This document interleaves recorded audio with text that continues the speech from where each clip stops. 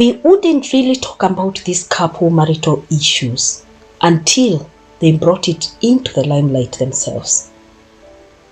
We know them for their company, that is the Bonfire and Vengers. We know them for going out and having fun. We've seen them in several countries. And we've seen some of their challenges come out openly, although they were not very clear. So guys, I want to talk about this story of Simon and Sarah Kabu because it's been trending for a while now. So this couple started a company. Now it is being alleged that actually before Sarah met Kabu, she had already invented this Bonfire and Vengers. It's a travel company. And it is being said that actually when she met Simon Kabu was just like one of those guys that didn't really have any financial stability. So it is being alleged that actually Sarah built this company and she involved the husband and they worked together to the success that we get to see today. Now, their marriage has been rocked with a lot of allegations, some of which have been publicly brought into the limelight to the extent of a CCTV video that I'm going to get to later. But there has been allegations of infidelity and controversies around family dynamics. Now, one thing that Sarah made very clear in April of 2022, she came out and did an interview and she announced that they were actually in separation with the husband. You know, it is just like she was just in there for the business, for the face. People need to see the face of Bonfire and Vengers, this couple that were busy working on a company together, but because of their business, they're not able to part ways. She came out, she cited that there were so many things, issues that were spanning a whole decade. So I think she was actually tolerating a lot of things. She expressed exhaustion from maintaining a perfect marriage in the public eye and revealed that discussions about separation had been ongoing. So she was ready to leave this guy in 2022. Now it is 2024. So Sarah accused Simon of taking their children without her consent, together with the stepdaughter. And Simon came out publicly to say, oh, he had gone for a holiday with his stepdaughter and blah, blah, blah. So in actually to say something, before Simon got married to Sarah, he had already had 2 kids with another woman. I don't know if the women are, I'm not sure if the women are 2 separate women, but they are 2 kids from another family. So when they met, Sarah had already asked if these kids and their mothers were going to be part of their lives. I mean, in terms of whether there was going to be any problems that these mothers of the other of these kids were going to bring into their marriage. And Simon had assured her that before they married, there was never going to be anything that was going to be ongoing. So that is why Sarah accepted to be married by Simon. So Simon Kabu came out publicly to defend himself because of course he loves to look good. They all have to look good for their business, I would just say. And so he came out and he denied any allegations of infidelity, and he maintained that he had been married to Sarah happily for the time period they had been together. But he also addressed the claims of the 24-year-old daughter from a previous relationship, and he stated that this child was not Eden. She was already in the limelight. I mean, the existence was already known way before. I do feel to some extent that probably Simon was not handling things like his relationship with his kids and their mothers in a respectful way, in which Sarah would find it comfortable to be able to safely and securely, especially mentally, to stay in this marriage. That is something that I think probably is what Sarah was going through. So Sarah had already hinted us, like, this to me is not a surprise what is happening at the moment, because she had already hinted us that something was not right way back in 2022.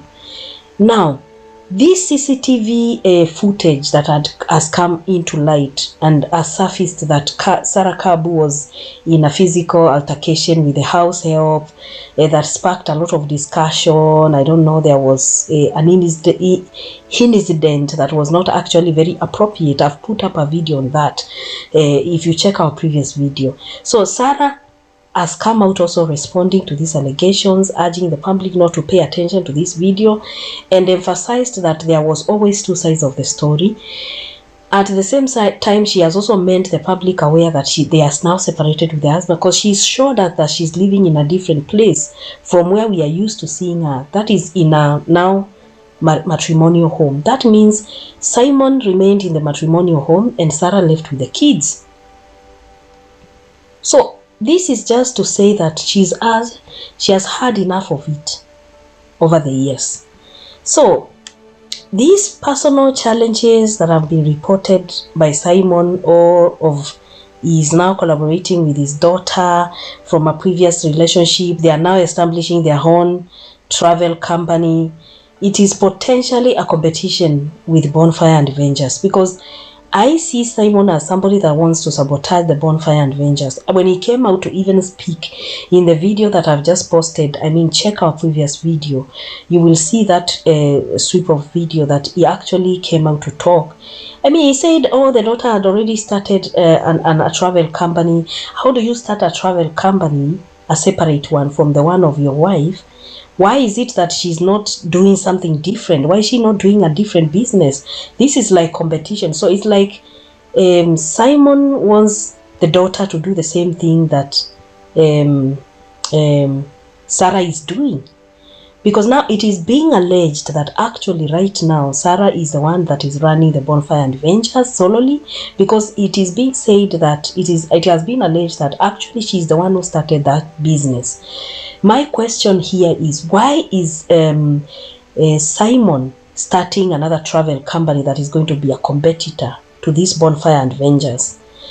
And definitely they would be struggling for these clients. Like Sarah wants some clients. How is that going to even happen? Is just bringing an healthy family competition for no good reason. If he had every good intention, they would have started a different business with the daughter, not necessarily this travel company. I know he came out and he said, oh, the cake is big. It is big, but it has to be big in a good way.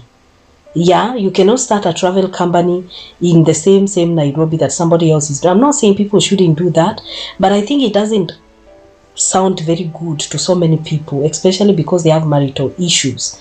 Now, this move has raised a lot of eyebrows. Now, this one of starting the company, and it is because critics are busy like feeling like there's a perception of wanting to undermine the business that Sarah has founded. So launching a competitive venture during this period that they're having personal challenges in their life, and coming out to take an opportunity to explain a CCTV camera where the wife, the mother of his kids that he says he loved, when he talked about loved one, it sounded like loved one, probably inside it, those loved one is the wife. Of course, right now they are going through stress. And he threw out this this issue of wanting to tell us that, oh, even the daughter has a similar company that they are running, and because the cake is too big, that's not enough, you know. It sounds bad. So the public perception is really that the Kabus have been viewed as a very powerful company for a very long time, but now it has come to a point where, you know, it's no longer feeling like it used to feel. Like we used to see them go out, gift each other, going to Mauritius, everywhere. They've really like gone to different places. I know they own a couple of things together, and it's really a very bad I mean, for the people that have always followed them as a very powerful couple, definitely feel it even up to into the middle of their hearts that this really is a very bad thing. So bringing out all these issues into the public, talking about their separation, divorce and everything, definitely it doesn't bring a very good public image to the two of them. The fight has left the house.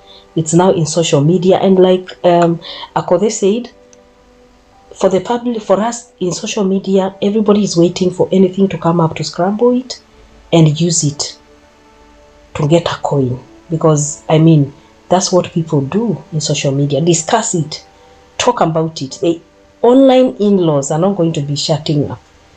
They're gonna talk, they're gonna remind them the good moments, and they're gonna remind them so many things. And for me, in my own assessment, it feels like even by the time somebody engages in a physical altercation with someone, there must have been a lot of stress that has been accumulated over time, you know, like too much stress, being undermined, being mistreated, not being appreciated. You're not appreciating somebody, is not taking them for holidays, money is not enough. There's something called peace of mind that has no price. So maybe that is what Sarah was lacking, and that's why she was from time to time not feeling comfortable. There has to be something very serious, because if she accepted to marry Simon Kabu with those two kids, something must have happened in between. Of course, there are always two sides of the story. Most of us women don't really talk about a lot of things, but it is very clear that really, I'm not trying to take sides with Sarah or something, no, but definitely something is not right somewhere. She already hinted it way into 2022. She talked about over 10 years of many things, and she even talked about, if you go look listen to that interview, you will hear her talking about how she could sometimes go to sleep in a hotel. You know, there are men that treat women so badly, and because as women, some of us are very emotional. Women are get emotionally attached, so they abuse them emotionally to the extent that they end up doing bad things. And when they do those bad things, they will come and expose them so that the women will look bad. So that side of the story looks so, because how could we get a video that is a CCTV video that was recorded in that house? Who released it and for what purpose? Guys, leave us your comments below and let us know what you think about this issue.